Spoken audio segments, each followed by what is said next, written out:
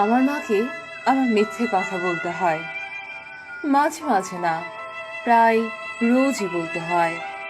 রোজ রোজ একটা মানুষকে মিথ্যে কথা বলতে আমার বাধে, আমার খুব লাগে।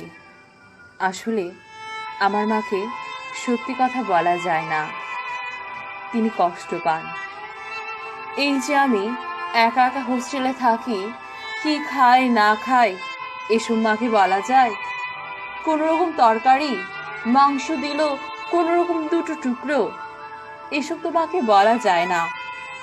বলতে হয়, মা পেট ভরে কিন্তু বেশ খেলাম, হোস্টেলে খালার রান্নার সাথে তোমার রান্না তুলনা হয় না ঠিকই, কিন্তু খাওয়া না গেলে খেতাম বলো? তুমি তো জানোই আমার কি ভীষণ খুঁতখুঁতে সবেতে।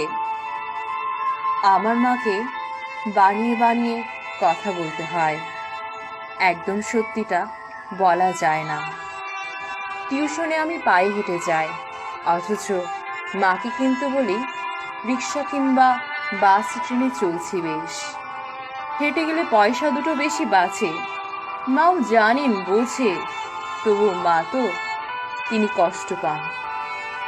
আমার মাকে সত্যি বলা যায় না, তাকে আমার জীবনের কোনো সত্যিই বলা যায় না। তিনি কি প্রচন্ড কষ্টে ডুকরে ডুকরে কাঁদেন তা আমার বাবাও জানেন না। এই যে আমি অসুখ বাধায় যখন আমার যে কি ভীষণ মায়ের গায়ে গন্ধ নিতে ইচ্ছে করে, সে কথা তো মাকে বলা যায় না, মাকে বলা যায় না সেসব। তাই মাকে আমার মিথ্যেই বলতে হয়। খুব মন খারাপ আমার।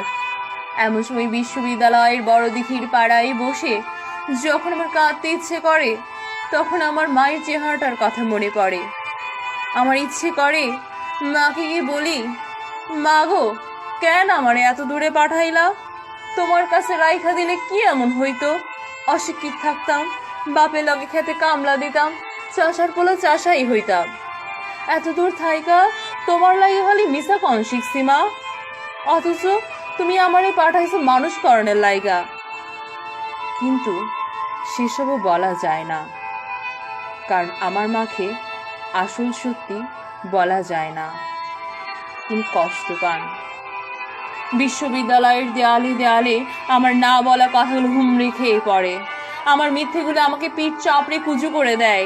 আমার মন খারাপের এক রাশ কালো মেঘ গিয়ে আমার মায়ের উঠোনে বৃষ্টি নামায়, তখন তিনি কি ভীষণ ব্যস্ত হয়ে ওঠে, হান ছাড়াতে ব্যস্ত হয়ে যান। আমি কেবল তাই ভাবি, আর আমার চোখের পানি চোখে শুকিয়ে সে কি ভীষণ খরা নামে, তাও কেউ জানে না। আমি এখানে আমার মায়ের স্বপ্ন পূরণ করতে এসেছি, তাকে কষ্ট দিতে আসিনি। তাই আমার মাকে আমি কখনো সত্যি বলি না, কারণ তাকে